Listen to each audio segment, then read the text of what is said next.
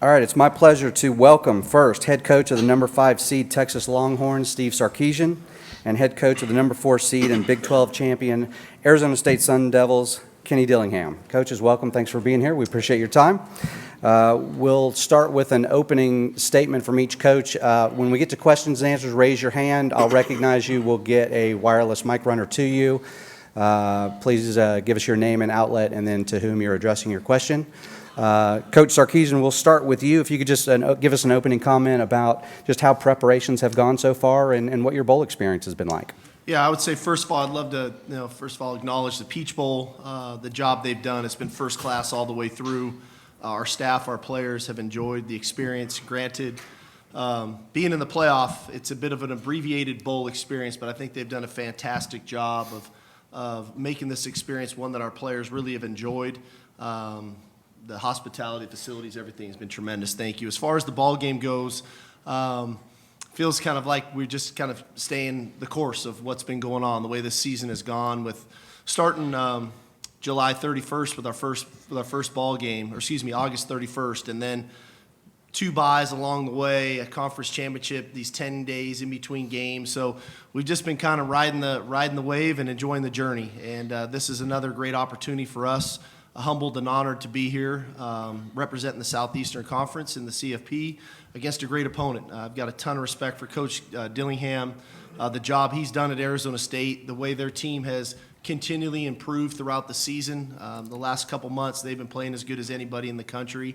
Tall task. And so looking forward to the opportunity. And like I said, humbled and honored to be here. All right, Coach Dillingham, same question for you. Bowl preparations and what your experience has been like so far. Yeah, once again, I'd like to thank the Peach Bowl. Our guys are having the time of their life right now, and like I told them, they need to enjoy the moments in between the work, and I think they're doing that. And so they're having a moment that they'll remember for the rest of their lives, which was the purpose of these bowl games, were to make memories that people carry on forever. And I think our team is doing that leading up to the game. In terms of the game goes, our guys are putting in work. That's what they know. We're going to face, one of the best teams in the country, if not the best team in the country, coached by arguably the best offensive coach in the country, sitting next to me. And it's a really tall task for our guys. And but at the same token, if you're a competitor, you want to compete versus the very best in the best environments. And I think that's exactly what we get to do here tomorrow, is compete versus the very best in the Peach Bowl, which is one of the best environments. So we're excited as a football team. We're excited as a football program. All right, thanks, coaches. All right, we'll go ahead and open it to questions. Let's go, let's see, first right here, row 4 on the aisle. We'll take our first question from here. Thanks. Greg Moore, Arizona Republic. Good to see both of you guys. I know that coaches tend to be part of a small fraternity. Do you guys know each other, have history beyond this game? Do you guys remember meeting each other, and have you kind of kept your eyes on each other throughout your various trajectories? Oddly enough, we were just talking about that. I've known of Kenny for quite some time. I always kind of follow the offensive young, hot minds out there, try to stay fresh to what we do, and ton of respect for him and a couple of the guys that he's worked with in his time and the connections that we've had. Oddly enough, we haven't spent a ton of time together, but I think there's some natural connections there. So maybe after this one, we'll hang out a little bit more. Yeah, same thing. We haven't spent a lot of time together, but I've been watching what he's done from afar. He was one of the first guys to do FIB, formation of the boundary, and really build plans around it and build systems around it. So he's always been kind of ahead of the curve offensively, and it's somebody if you're an offensive guy and want to watch, you definitely want to watch what he's doing, because he's also studying. He's not a guy who's going to be stagnant. So when you're watching him, if you're a year behind him, you're about 3 years ahead of everybody else. So definitely a guy you want to watch offensively. All right, next we'll go right here in the front row on the right. Kirk Bowles from the Houston Chronicle. Steve, how confident are you that you've got the offensive kinks, worked out in the Clemson game, and what's your degree of confidence you can get 60 minutes from Isaiah Bond and Cam Williams? Yeah, I felt probably for about the last month and a half now, one of the things we needed to address was the running game, and I really felt like we addressed it well, and we've been moving the ball pretty efficiently. The SEC championship game was, in my opinion, a little bit of an anomaly where we got away from it and it just didn't come to fruition the way we would have liked. But if you look at the last month and a half of the season, I think our balance is where it needs to be. Ultimately for us, it's about finishing drives. And when we get into the red area of putting the ball in the end zone, it's one thing to have a bunch of yards and explosive plays, but you need points to win. And so that's going to be the challenge in this game, no differently. I think we'll find some balance there. With IB and Cam, again, I think, they both have been practicing. They both have been improving.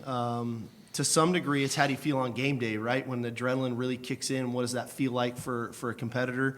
And then we got to make really good decisions with those guys, if they play and how much and to what degree. But I give them both a lot of credit. They've been working. Our medical staff's done a great job of kind of building them towards this. And not only them, we've had a few guys. Jake Majors finally, feel good about where he's at. Quinn has steadily been improving. So, again, at this juncture of the season, game number 15, everybody's got bumps and bruises. And so we're just trying to get our guys as healthy as we can. Okay, next over here, row 4 on the far left. Andrea Adelson, ESPN.com. Steve, as a follow-up to the run game, you had early adversity in August when you had a couple of guys go down. How would you describe the development that you've seen from Jaden, Trey, and Jarek to get you to the point where you have been able to put forth a powerful run game? Yeah, that was you never like injuries to occur, and to some degree, it was almost a blessing that they did occur in training camp because it gave us more extended time to work with Trey and Jaden and Jarek. And they've all had their, I guess, somewhat ups and downs throughout the season where guys have to grow. And I think, again, that's a credit to Coach Choice and all of our coaches of continuing trying to work with our players. We had some issues holding on to the ball, and nobody gave up on anybody, and we continued to work, and we got confidence back. I think Trey Wisner, we found out a lot about him, his ability to kind of carry the load.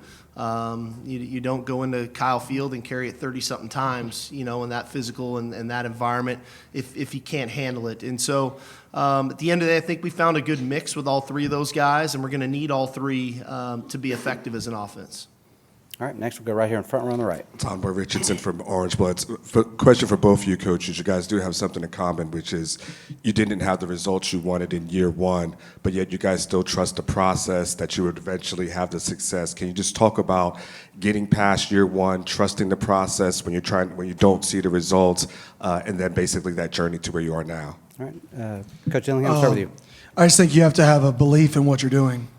And, I know Coach Sarkisian and myself, we've both been blessed to be around really good people. And you've seen a process that's been successful. You've seen what it looks like. And you've got to have a belief that if you stay the course, eventually it'll turn. And I know for me, that was always, and for us as a program, that was always the vision and the plan was, it may not look good now, but if you stay the course and you stay the course and you stay true to the principles that you believe in and what a successful program looks like, eventually you'll turn the corner. And I think that's where we're at is, we're still trying to get better every single day, but at the same time, I think us staying the course has definitely helped us get to where we are right now. I want to reiterate a lot of what Coach is saying because I think that's true. I think a lot of times, I've got a great mentor in Pete Carroll, and I remember taking the job, and I remember us struggling through that first year and losing games in the second half. We'd have leads, and we weren't finishing the way we would have liked. And I was venting to him, I remember on one Sunday night, just about, man, I feel like if I would just go and do some of the things they did before, that we might have a little bit more success and our record might be a little bit different. He said, well, that's probably true. But he said at the end of the day, if you want to go down that road, you better expect similar results to what they were before. Or if you really believe in what you do, you're going to have some rough waters for a while, but in the end, you'll find better results than what was there before. And so staying true to the belief, I think, is critical. But I also think being adaptable to the times for us. When we started, there was no transfer portal, there was no NIL. And along this journey in 4 years, college football has changed a ton. And I think being adaptable to the times, I think for ASU, same thing, like adapting to what college football is now and not sitting around complaining about it. I've heard plenty of Coach Dillingham's comments about a lot of other coaches get up here and complain about what college football is about right now. And I think the two of us have been guys that have been on the forefront of, here's the rules, let's maximize the opportunities that we have to enhance our roster, to enhance our level of play, to put the best team out there that we can. And so, but yeah, it's definitely a journey. You know, nobody likes to lose, especially in Austin. All right, next question, row 3 on the left. Josh Newman from LoneStarLive.com. Steve, you have a number of early enrollee freshmen here going through this week. What are the benefits of having the young guys, the guys who have not even been on campus, gone to class yet? What's the benefit of The first of them being benefit is we have 9 guys enter the portal already, and only 2 have stayed with us. And so, and the majority of those guys were off our defensive front. So from a scout team perspective, we needed some bodies to help us with practice. So that was the very first benefit. I think the second benefit for those kids, they're awesome humans. And I think the exposure they're getting now to our team, rapport, they're staying active. We're getting a little bit of a sense and a feel for what they're about. But again, the biggest advantage is the fact that we get to practice with a scout team and not have to do crossover work like we had to do before the Clemson game. All right, next question, we're going to go all the way in the back on the camera platform. Hey, gentlemen. Max Zapata, Walter Cronkite Sports Network. We are currently now in an era of college football where bowl games, you need to win multiple bowl games in order to win a national championship. In decades past, a bowl game was used just as a celebration, just as a way to celebrate a season, celebrate a single season with a single team. For both of you, starting with Coach Sark, what does it necessarily mean for you guys now to address your team in today's college football of how to celebrate a season in a bowl game, now knowing that you will have to play in multiple in order to win a national championship? Well, college football has been very unique over the years, and you got to think it wasn't that long ago there was no national championship game. You went to the bowl game that you were assigned to, and everybody won it or they lost, and then you all decided who the national champion was. And then we went to a 2-team kind of, they played for a national championship, and then we went to 4 teams, and now we're at 12 teams. And ironically, we were really the only sport, us in boxing, that didn't have a tournament, right? Everybody else always had a tournament, whether it was Major League Baseball, basketball, football, whatever it was, the NCAA basketball tournament. So I do think we're evolving in a way that is healthy. And I think then that the responsibility then falls on us as coaches and staffs to make sure that we are enjoying our time with our players and celebrating a successful season. Because before, I had a lot of good teams that didn't win their bowl game. That doesn't mean we didn't have a successful season. We didn't celebrate that team. But now it's just part of a tournament that we're trying to be the last one standing at the end. All right, Coach Dillingham? Yeah, I would agree with a lot of that. I mean, for us, we got to enjoy the moments throughout the process. You got to take it all in, but you also got to be able to get rid of those moments. So we got to enjoy the moment of being at the Peach Bowl and being welcomed and the guys enjoying the event they put on last night for us, and then get back to work. We got to enjoy the game, and if you win, enjoy it, and then you got to get back to work. But I think that's no different than a normal regular season when you're playing really good teams. Now you're just doing it at a bigger stakes. You're doing it in a playoff, but you still have to appreciate the fact that you're playing in one of the most iconic games in the history of college football, and you've got to appreciate that. You've got to take that for what it's worth. You've got to enjoy that moment, and then you've got to be able to move on that moment when that moment ends, and then restart yourself. All right, next question, front row right here in the corner. Danny Davis of the Austin American States, and both Steve and Kenny, you guys both had an all-conference tight end on your roster this year. How important is that position, those guys, to what you guys want to do on offense? Yeah, I think if you actually statistically, there was a couple GMs that I knew in the league, asking them what was one of the greatest correlators to actually success, and it goes quarterback, and then ironically, there was a period of time where it was tight end. And that was the second greatest, in some systems, right, systems that we're similar to. That was the next biggest piece to having a successful offense in terms of the most value. And I know there's a period of time where the tight ends were devalued, but I actually think if you're a run, play, action football team, very similar to both of us. Those guys have to control the middle of the field, not just in the vertical passing game, the intermediate passing game, but also the screen game. And if you have a guy who's dynamic with the ball, who can block the C gap and also control in between the hashes consistently, vertically, intermediately, and at the line of scrimmage in the screen game, that is a weapon.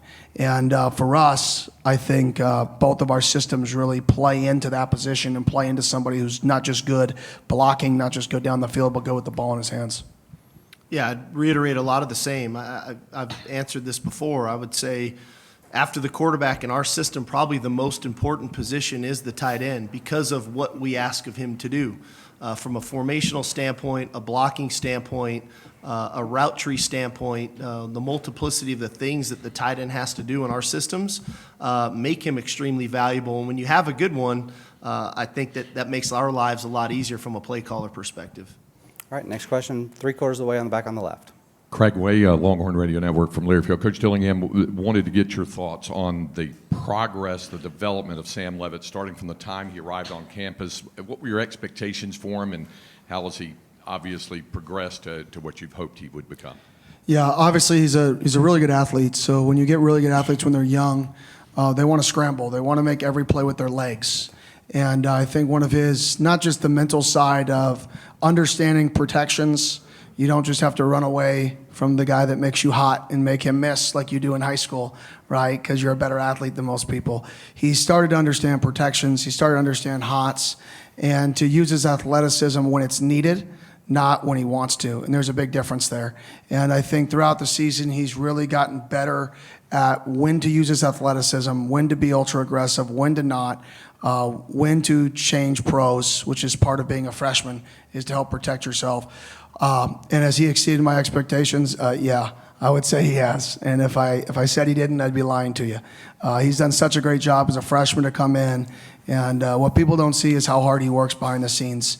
And any great quarterback is a great worker. And he's an unbelievable worker. He's an unbelievable person. He's super intelligent. He's super competitive. He was in the game room the other day. We had the event that started at 7. He was playing somebody in ping pong. Then he started shooting hoops. I left. I came back at 9:50, and I'm walking in with my wife. And I said, watch, I guarantee you Sam's one of the people left in here doing something competitive. And she's like, no way. He's over there still shooting hoops. And that's what has got him to this point, is he's wired in a way that he just wants to be the best all the time. All the time. And he has confidence in him wanting to be the best all the time. All right, same spot. Roger Wallace from NBC in Austin. Sark, what are some of the areas that maybe you weren't as sure about going into the season that have turned into strengths to help you get to this point? Yeah, I think naturally the depth on the defensive line, anytime you lose the quality of players that we lost a year ago with Murphy and Sweat, and I think we felt good about Alfred and Vernon coming in, but what would that depth look like at that position? And I think the additions of Bill Norton and Jermaine Lollet have been huge for us. I think the development of an Alex January where he's at, and then on the edges, you never know what your transfers might look like. I think the addition of Trey Moore has been tremendous for us. The evolution of Colin Simmons, it's just really supplied us a lot of depth. I mean, we feel very confident in our two deep on our defensive front with Sorrell and Burke on the other side. So that was probably the biggest question mark coming into the season. I'd say the second one was probably in the secondary. Making the move, putting Jade back at corner and putting Gilbo back in at star. The addition of Makuba and what that would look like with Taff and Derek Williams and Jelani McDonald and having that depth there. And so those two positions were probably the biggest question marks of what is it all going to play out looking like, and it's turned out pretty good for us. And we've endured some injuries there. Obviously, D-Will getting, he's out for the year, but the growth of Jelani McDonald and that three-headed monster and the rotation those guys have there. So in the end, it's worked out well. I think that's the value of the portal. You're able to kind of stop gap where you have some depth deficiencies, which we had, and those two things have worked out for us. All right, we'll go far right, second row. Chip Brown of Horns 24/7. For both coaches, if you could just give us maybe your best example of your quarterback's leadership this season and how they've evolved as leaders. I would say for us, it was Kansas game. We scored. We went down. Kansas came back and scored on a big play. And, we still are, we're feeling ourselves in terms of where are we as a program? Can we win close games? Can we not? And usually that's the biggest hurdle when you take over a program is how do you win games late? And how do you win close games? And part of that is players that thrive in those moments. And our quarterback went up to our guys with a smile on his face, and he just said, "You guys ready to go score?" Just like that. And that was the moment where everybody, I think, on our offense was looking at each other like, okay, we believe we're going to win. But when that guy comes over that calm as a freshman, they were all saying, well, what is he going to be like in this moment? When he comes over and he kind of cracks like a subtle, confident joke of, are you guys ready to go score? That was the moment, and then we let our team down through a touchdown pass to Jordan Tyson. He let him down. That was the moment that was like, okay, he plays his best in these biggest moments. He loves the attention on him in these moments, and those are what the best quarterbacks do. They thrive in those moments. That's when I really felt like his leadership took a next step and the team bought into him. Yeah, and ours was a really subtle one that people, I don't know how many people even remember the play, but it was a 4th and 2 at Arkansas.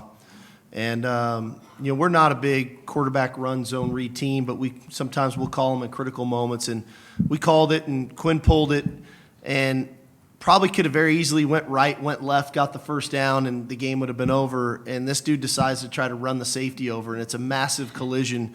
And he gets the first down, and probably the emotion that came out of Quinn and the emotion that came off of our sideline for Quinn were, to me, really indicative of how much the team values him and how much he wants to win for the team. And I don't know if that's a great sign of leadership, not to answer the question, Chip, because I think his true leadership showed up when he was out and Arch was starting, and the support he gave Arch and to be with him all week long and on the sidelines to help him play the best that he could play. To me, that was the real leader in Quinn coming out. But I love that moment against Arkansas because there was some real emotion that came out of that play for him and for our team. All right, next we'll go 4th row on the right here. Hey, Steve, Cedric Golden, Austin American Statesman. You're losing a ton of guys just like last year to the draft, and there are no guarantees you get back to the Elite Eight. They don't just give that away. With this senior-laden locker room, how much do you see that sense of urgency and opportunity to make history if you can keep this going? Yeah, I mean, I think champagne problems, right? 1 year we go to the Final Four and we're a play away from playing for a national championship. We break the school record for a number of draft picks, and well, how are we gonna do it again? And we come back in this year, and of the 4 teams that were in the Final Four last year, we were the only one invited to be part of the 12, the new expanded playoff. So it's a really hard thing to do, and we appreciate the work that our guys put in to get to that point. But I think as much as we focus on our older players, we challenge our older players on how they're part of the development for our younger players. Just like those older players were part of their development. And what does leadership look like? What does accountability look like? What does work ethic look like here? And, my goal is that we don't go anywhere, but that takes a lot of hard work. That takes dedication. You just don't rinse and repeat and do it all over again because each team takes on a personality of its own. But I'll say about this veteran group,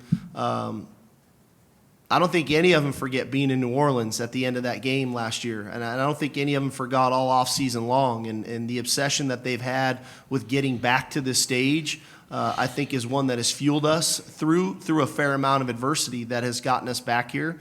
Do I think we're going to have to play some of our best football down the stretch? There's no question, and it's going to start on the first. I mean, we're going to have to play arguably our best, if not one of our best games this season.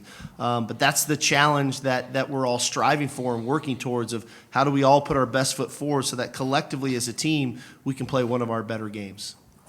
All right, next question all the way in the back right.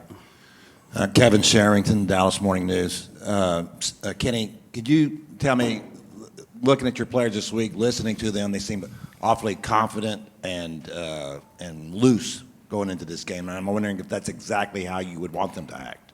I think our players are just being themselves. And I think a lot of times, there's a lot of how are you supposed to talk to the media? What are you supposed to say? And I just firmly believe in say what you believe. and I'm not going to try to prevent our players from saying what they believe. And if our players believe they're the best, there's probably a reason why Scat had 0 offers and went to Sac State when nobody believed in him, and then came to Arizona State with not much competition for him, and then nobody thought he was on an NFL draft board going into the year. If he didn't have that own self-belief in himself, that he believes he's the best, then who else would have his entire life? So when he makes comments like that, when people ask him a question and he gives you the truth of what he believes, because his belief is what got him here, and then people twist it on him as if he's being cocky or confident, that's not the nature of what he's trying to say. What he's trying to say is, my entire life I was the only one who believed in me. I'm not changing that. So now if you ask me the question and I give you a real answer, it kind of gets twisted into this cockiness or confidence, when in reality is, without him believing that his entire life, he wouldn't be in the position he is. And I would say that with him and Sam, who was not heavily recruited, 3-star recruit out of high school, pretty under-recruited for where he was, didn't play last year. Same kind of thing for him too, is those guys have a lot of self-belief because there was a point with the chip on their shoulder that they were one of the only people that believed in themselves. And then when they get put in a situation and they're asked a question and they say the truth of what they believe, if you're a competitor and you don't believe you're the best, are you really a competitor? Like, that's what you want to do. So I think just the honesty sometimes in today's media is fun for people because they can take and run with it, and that's what they should do. Everybody should take those comments and run with it because that's what's fun, that's what sells. But those are just two really, really competitive people. It's nothing about the opponent. It's about their own self-belief. I mean, Sam thinks he could probably beat Michael Jordan in basketball. I mean, that's Sam, right? Scat thinks he's probably the greatest running back of all time because that's Scat. And I think that's what makes him unique, and sometimes when you verbalize those things, just what you internally believe, it gets twisted in a negative light. But I'm just happy that we have those guys in our team because they're ultra competitors, and I have their back. Jordan now or Jordan then? Jordan then, probably. Sam's pretty confident, and but like I said, if you're a competitor and you take the court or take the field in anything, and you don't want to be the best or compete versus the best, then something's wrong. I mean, that's the definition of competition. Yeah. Okay, next question, far left corner. Chris Cartman, Son of a Source. Just building off that, Kenny, is that the thing that's enabled this team to accomplish what it has? And is there a boundary at which point a team can become overly cocky or too confident? And for Coach Sark, how have you managed over the years confidence versus overconfidence, or observed that within your teams? Yeah, for us, I always talk about, if you're confident versus cocky goes in your preparation. If your confidence in yourself starts having you prepare less than you have prepared, well, be prepared to be humbled because now you're letting it affect you. If you go about your business, and everybody should have a self-belief, whether you verbalize it to the media or not, everybody going into this game on both teams should feel like they're the very best. And if you don't believe that you can win the football game, I mean, we're 14-point dogs. We're facing a team that was picked to win the national championship preseason by a lot of people. And if you don't have that belief that you can win the football game, if you don't go that you believe you can match up, then you have no chance. So like I said, I think sometimes in today's nature, when we put a microphone in front of kids, they say what they're believing, and that gets pushed in a negative light, when in reality, they're just saying what everybody would be thinking if they were in their shoes. Maybe they just said it out loud.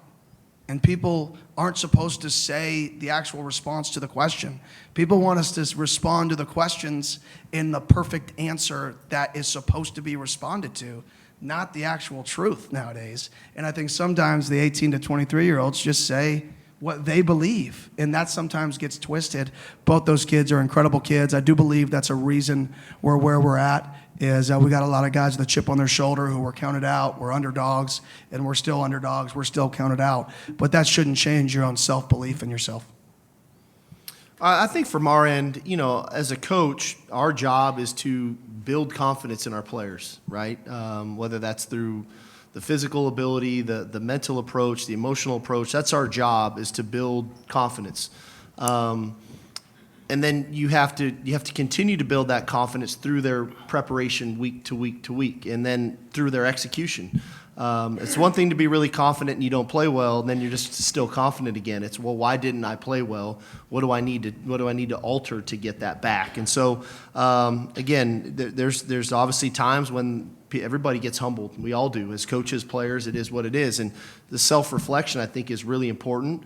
Constructive criticism is really important so that we can continue to build and get better, because change is inevitable. We're either going to get better or we're going to get worse. We're never going to remain the same. And our job as coaches is to put a team out there that believes in what we're doing, but it's not a false sense of belief, that it's true belief because of the preparation and the plan and their brothers and the guys next to him, that he's going to do his job, so on and so forth. And so, but that's the life of a coach, right? That's what we do every day. That's why we get to, be around young people and try to instill things in them, not only for this game, not only for this season, but for life, about how they go about their business throughout life, even when adversity strikes. That's okay. How am I going to get on the other side of it and keep moving forward? All right, we've got time for 3 or 4 more. We're going to go next to here, front row in the middle. Gabby Chernoff, Sun Devil Source. Coach Kenny, Jake Plummer named an honorary captain for the game. What has his presence meant for the team throughout the entire course of the season, and what does it mean to have him back here this weekend as kind of a full circle moment for the program? Yeah, it's awesome for the program. I mean, we were talking about Coach Sark and I were talking about it. They were in the same class, I just learned, coming out, and we were talking about how the last time Arizona State played in a game of this magnitude was Jake Plummer was under center, literally under center, back then. And he was under center, and it was, he's what Arizona State, him, Pat Tillman, that era before, or the last time that, we've reached these heights. And having him back involved, having him around, having him want to be around, and that era of people want to be around, hopefully it's infectious, and hopefully it continues on the next, few years, the next few decades. And we can kind of put a string of years and seasons and decades together of really good competitive ASU football. All right, next we'll go over here on the right, third row. Devin Henderson, Blaze Sports. For both coaches, you have been on either side of having a bye week in the playoff, and kind of talk about the pros and cons of whether you'd rather, keep the momentum and play a game in the middle, or have that extra rest and time to prepare. Well, I think that's a pretty easy one to answer.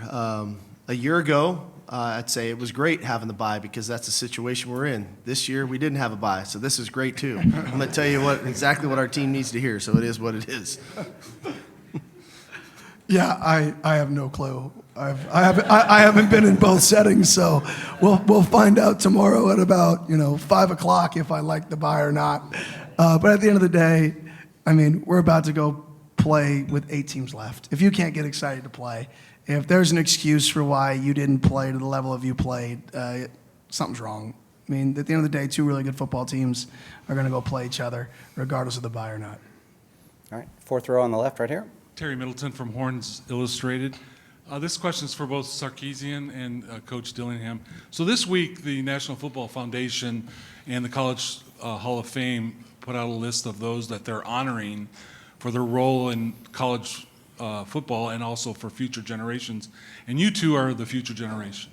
So I'm curious, is there anyone in your past that not only taught you about football, but about carrying this legacy forward, and how do you have that conversation with your players? For me, obviously, Mike Norvell is one of the guys in the profession that's one of my mentors, and he's just a guy that I kind of look up to from that perspective. Obviously, he's young as well, so I don't know if that helps with the question. But ironically, I don't know as many coaches or guys that have been super successful I haven't been blessed to, maybe be around some of the older guys who have done it. I've studied from afar. I don't read books, but I listen to audiobooks, and I've listened to a lot of those guys' books and try to take in the Pete Carroll stuff and Bill Belichick stuff and as much stuff as I could acquire and learn. So I don't know if there's a specific guy, in that era that's being inducted, but I do know there's a lot of really successful people, and the one thing I have learned through all those people is they've all done it their own way. And there's no cookie cutter way to do this. You got to be genuine to yourself, and you got to take things you learn and make it your own.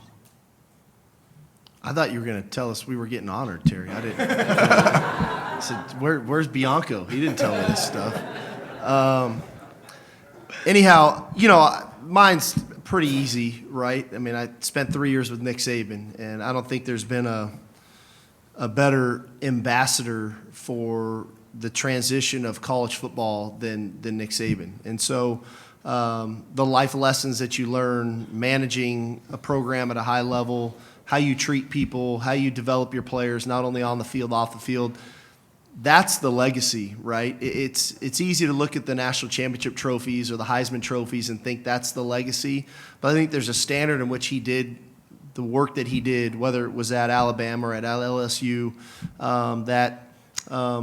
that's what you strive for, because I think that's what people remember about him. He stood his ground on issues that he believed in. He developed young people.